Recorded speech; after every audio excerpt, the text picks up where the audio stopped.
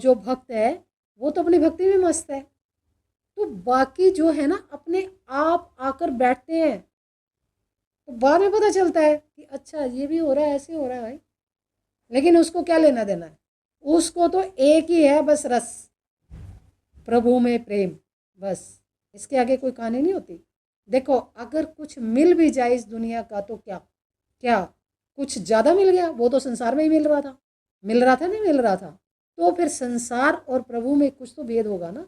अगर भक्ति करके मनुष्य कुछ प्राप्त कर लेता है, मान लो कुछ प्राप्त कर लेता है, रिद्धियाँ सिद्धियाँ शक्तियाँ कुछ प्राप्त कर लेता है, भाई वो चीज़ें तो आपको संसार में ही मिल रही थी, 2 रोटी से ज़्यादा तो आप खा नहीं सकते हैं।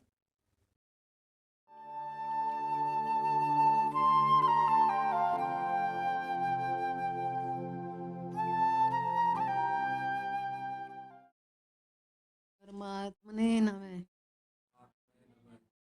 परमात्मने नमः, परमात्मने नमः। बोलो सतगुरुदेव भगवान की। जब तक प्रभु के लिए आप फपक फपक कर नहीं रो लेते और जब तक उधर से कृपा नहीं आती, तब तक आपको वो चीज़ प्राप्त नहीं हो सकती। उसके तो दर्शन भी तो दुर्लभ है, और फिर उसमें सवारी करना है, उसमें सवारी करना ये भी कोई छोटी बात नहीं है। ये सारी कृपाओं की बात है। जब प्रभु की कृपा होती है तो वो आपको पता नहीं क्या से क्या दे देते हैं, आपकी औकात से ज़्यादा दे देते हैं। लेकिन हम इस तरह के बनते नहीं, हम इस तरह का सोच नहीं सकते। हम तो बाहर की तरफ सारा खोटा करते हैं, और फिर हम ये सोचते हैं कि हम तो इतना भजन करते हैं, हमारा तो ध्यान नहीं लगता, हमारा तो ये नहीं होता, हमारा तो मन नहीं लगता। अरे मन तुमने प्रभु को दिया ही कहाँ है? अगर दिया होता तो मन प्रभु में लगता नहीं है, ये संतों का कैसे लग जाता है? इस सब ऋषि मुनि इतनी ऊंची ऊंची साधनाएं करके है कहाँ कहाँ तक पहुंच जाते हैं, और कितना कितना ये इतना इतना ज्ञान देते हैं, ये कहाँ से देते हैं? ये सारा देखते होंगे ना, तभी तो देते हैं। तो ये कोई बाहर से थोड़ी लाते हैं, ये तो आपका ज्ञान है, आपके ही तो भीतर का ज्ञान है ये, उन्हीं के भीतर का ज्ञान आपके भीतर का ज्ञान है। तो भाई ये तो आप भी देख सकते हो, क्या मेरी नेक नियति है कि मैं ये कर लूँ? अगर हमारी नेक नियति है तो सभी विकारों से बाहर आते आते तो आपको ये चीज़ स्वयं प्राप्त हो जाएगी बिना कहे सुने। सारे विकारों से बाहर आओ पहले आप। लेकिन मैं तो ये करे बगैर रह नहीं सकता। अगर मेरे अंदर प्रभु प्राप्ति करने का एक जज्बा जिसको कहते हैं वो हो कि कुछ भी है, मुझे तो प्रभु को प्राप्त करना ही है, फिर देखो कुछ होता है या नहीं होता। वो इसीलिए नहीं होता क्योंकि अभी हमने नहीं चाहा। हमने कहाँ चाहा है प्रभु को प्राप्त करना? हमने नहीं चाहा। और जिस दिन हम चाह लेंगे उस दिन हमसे कोई चीज़ दूर नहीं रह सकती, क्योंकि हम स्वयं वही है। और उनकी कृपा हुए बगैर आप पर नहीं रह सकती, क्योंकि आप वही तो हो। खुद को जानना चाहते हो तो कौन आपको रोकेगा, कौन मना करेगा? भाई जब मैं एक चीज़ मैं खुद ही हूँ और मैं खुद को जानना चाहती हूँ तो कौन मना करेगा? तो ऐसा भी मैंने सोचा नहीं है। सोचने का मतलब ये है कि अगर मैंने ये जो अपने नाम में प्रीत लगाई होती, अपने मन को एक ठिकाने पर लाया होता, तो धीरे धीरे मेरा ऐसा हो जाता कि मैं स्वयं उड़ान भर लेता। समझ गए? अगर मुझे देवयान की प्राप्ति हो जाती तो फिर आपको कुछ करना बाकी नहीं रहेगा। आपको थोड़ी कुछ करना है। फिर वो जो है वो स्वयं गति करेगा, सारे में आपको दिखाते हुए आपके ब्रह्म स्वरूप तक स्वयं लेकर आकर आपको वहीं उतारेगा जहाँ आपको होना चाहिए। क्या समझे? तो अब वो कैसे मिले? प्रश्न तो ये है ना कि वो फिर कैसे मिले? तो मैं करूं प्रभु से प्रेम, प्रभु प्रेम के पाले पड़कर प्रभु को नियम बदलते देखा। अगर आप प्रभु से प्रेम करते हैं तो प्रभु जो उनके नियम है ना, नियम, वो भी बदलते देखा। और श्री कृष्ण तो स्वयं देख लो आप, चोरी भी करते थे, झूठ भी बोलते थे, मैया मेरी मैंने ही माखन खायो, और खा लेते थे, नहीं करते थे। ये सारे नियम चेंज करने की कला कृष्ण जी के पास है। राम जी तो मर्यादा पुरुषोत्तम थे, लेकिन कृष्ण जी तो करते हैं ना सब कम ज्यादा।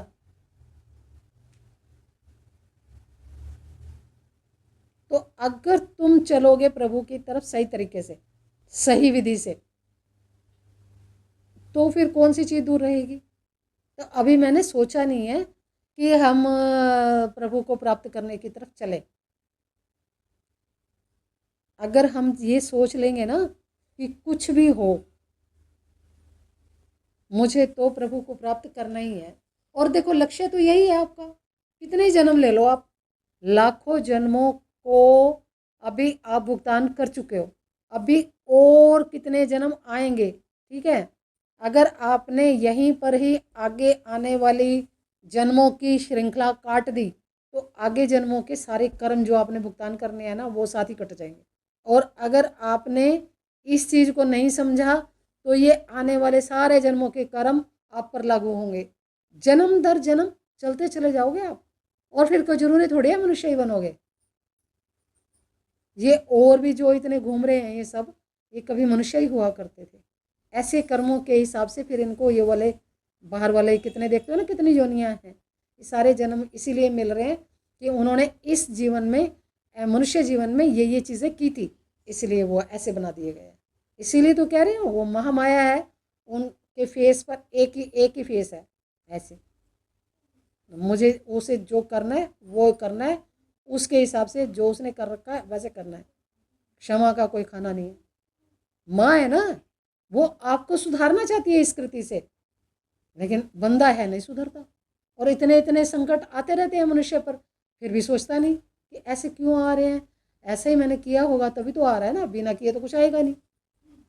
बिना किए उनको कोई तुम्हारे से दुश्मनी थोड़ी है कि तुम्हें ऐसा बुरा दे देंगी, कि कुछ ऐसा दे देंगी कि भाई आपके जो आपके स्वभाव में नहीं है। आपके किए हुए का ही तो ये फल देना है ना उन्होंने तो, इसलिए उनका फेस एक जैसा है।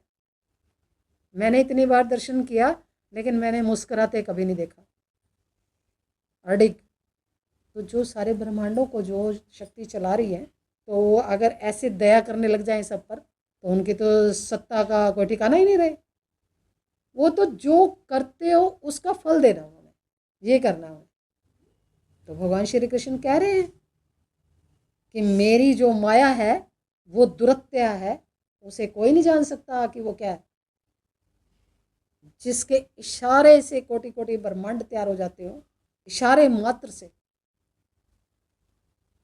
तो ऐसी शक्ति को आप क्या लगाते हो, और वो ऐसे आपके सामने हो है। तो ये सारी चीज़ें आपको स्वयं देखनी चाहिए, आपका इंटरेस्ट होना चाहिए ना कि मैं ये चीज़ें, मैं मनुष्य हूँ, तो मैं अपने अंदर जाकर ये सारी चीज़ें देखूँ कि यहाँ से जो बताया जा रहा है वो सही है कि नहीं है, तो मैं अपने अंदर जाकर देखूँ। देखो जिनके पास शब्द है ना, आपको एक चीज़ और बताती हूँ, जिनके पास शब्द है उनको इस देवयान की प्राप्ति देर सवेर होगी, इसीलिए शब्द की महत्ता है, क्योंकि ये शब्द ही ब्रह्म है, वही है वो भगवान। लेकिन तुम अभी उधर अच्छे से चले नहीं, चले नहीं ना। जब तुम चलोगे तो कृपा हुए बगैर कैसे रह सकती है। और अगर ये है कि मैं यहाँ खोटा करता रहूँ और मैं शब्द में यात्रा कर लूँ, मुझे देवयान मिल जाए, मैं फटाफट बैठ जाऊँ और फटाफट ब्रह्म हो जाऊँ, ऐसा तो नहीं होगा, ऐसा नहीं होगा। धीरे धीरे रे मना, धीरे सब कुछ हो।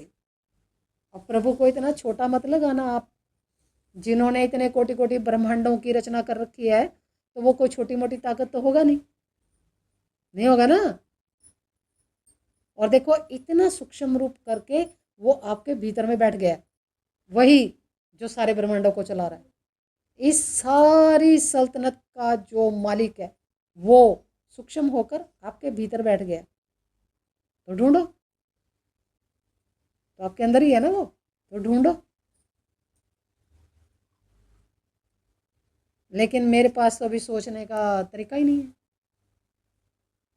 हमने इस शब्द प्राप्ति के लिए, नाम रतन की प्राप्ति के लिए कहाँ कहाँ धक्के नहीं खाए थे, कहाँ नहीं गए थे हम। तुम्हें तो घर बैठे कृपा हो रही है, तब भी नहीं समझ आती। तो तुम्हारा भाग्य हमारे से अच्छा है ना कि घर में बैठे हुए सब प्राप्त हो रहा है। लेकिन अब मैं बुद्धि कहाँ से लाऊं इतनी कि मैं अपने आप को देख लूं। अगर सही तरीके से साधना की जाए, शब्द के उसमें रहे, उसमें रहे मनुष्य, तो फिर ये है कि धीरे धीरे वो सारी कृपा आने लगती है। शब्द में रमण करना चाहिए आपको, और अगर आप रमण करते हो तो देर सवेर देवयान की प्राप्ति निश्चित है आपको। और जिस दिन देवयान प्राप्त हो जाएगा, आधी से ज़्यादा यात्रा आपकी कंप्लीट हो गई, समझ लेना।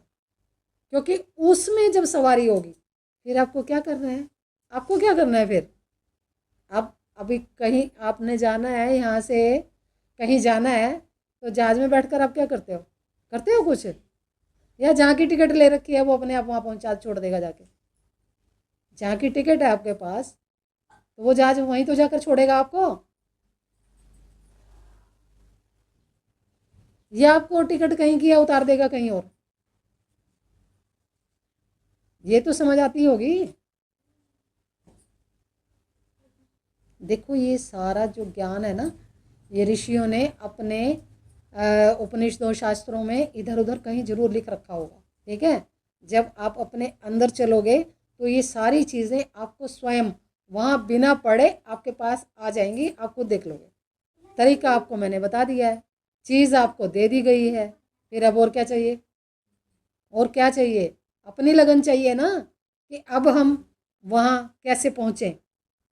ये चीज़ आपके अंदर चाहिए कि अब हम वहाँ पर कैसे पहुँचे और कैसे मेरी सवारी हो। तो जब आप इस संसार के चक्रव्यूह से बाहर हो जाओगे तो स्वयं सब हाजिर हो जाएगा। दो ही तो रास्ते हैं, या तो संसार या तो प्रभु, और कहाँ जाओगे, है ना यही। या तो संसार देख लो या प्रभु देख लो। और प्रभु की इतनी कृपा है कि प्रभु होते हुए भी आप संसार देख सकते हैं, देख सकते हैं ना। तो फिर लेकिन अपने चित्त का रमण उसी में रखो, आत्मा में। और कृपाओं का तो कोई जवाब नहीं है।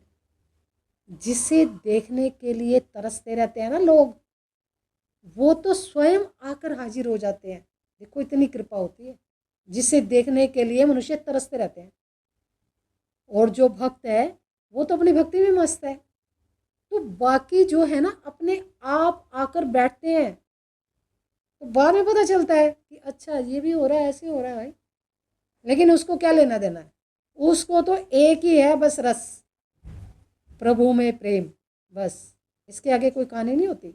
देखो अगर कुछ मिल भी जाए इस दुनिया का तो क्या क्या कुछ ज़्यादा मिल गया, वो तो संसार में ही मिल रहा था, मिल रहा था नहीं मिल रहा था। तो फिर संसार और प्रभु में कुछ तो भेद होगा ना। अगर भक्ति करके मनुष्य कुछ प्राप्त कर लेता है, मान लो कुछ प्राप्त कर लेता है, रिद्धियाँ सिद्धियाँ शक्तियाँ कुछ प्राप्त कर लेता है, भाई वो चीज़ें तो आपको संसार में ही मिल रही थी।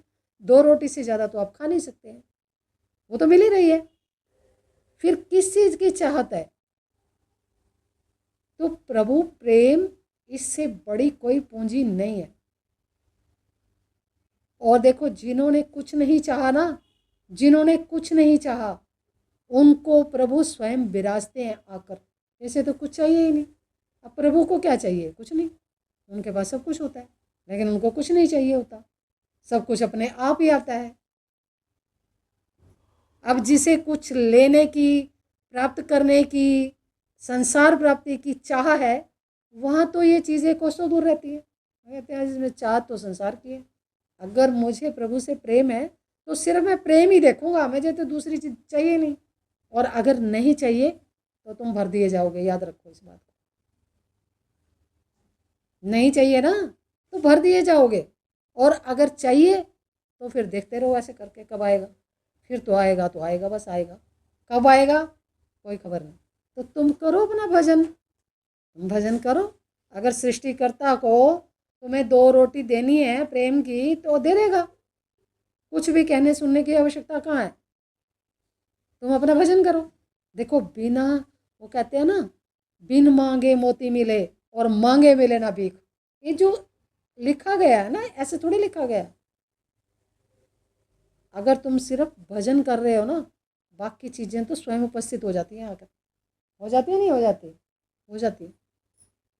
लेकिन मैं तो जब झोली पसार लेता हूँ कि मुझे ये और वो, ये दे दो, वो दे दो, फिर वो कहते हैं अच्छा ठीक है, अगला जन्म लेना, अगले जन्म में देखेंगे। समझ आ रही है बात की? तुम्हारा कार्य है सिर्फ भजन, सिर्फ भजन करो बस। इसके आगे जो करना ना करना उनकी मर्जी, कुछ करें ना करें उनकी इच्छा। मेरा सिर्फ ये है कि मैं प्रभु से प्रेम करूं बस। बाकी सब अपने आप हो जाएगा, बिना कहे सुने सब अपने आप हो जाएगा। देख लेना आप, ना हो जाए तो मुझे बताना आकर कि नहीं हुआ। कुछ कहने सुनने की आवश्यकता नहीं पड़ती, सब अपने आप होता चला जाता है। और तुम्हें तो बल्कि आश्चर्य होगा कि ये ऐसे कैसे हो सकता है, लेकिन होता है। समझ में आ गई? समझ में आ रहा है, नहीं आ रहा? आ रहा है। तो अपने नाम का सुमिरन, प्रभु से प्रेम, सभी विकारों से बाहर, 24 घंटे मन को परमात्मा में लगाना और देवयान की प्राप्ति, और इसके बाद आपका सीधे मोक्ष। उसको कोई नहीं रोक सकता। जन्म मरण के चक्कर से बाहर प्रभु वो कर रहो। ठीक है? समझ में आ गया सबको? कुछ समझ में आता है, नहीं आता है? आता है। चलो ठीक है, आज इतना ही। बोलो सतगुरुदेव भगवान की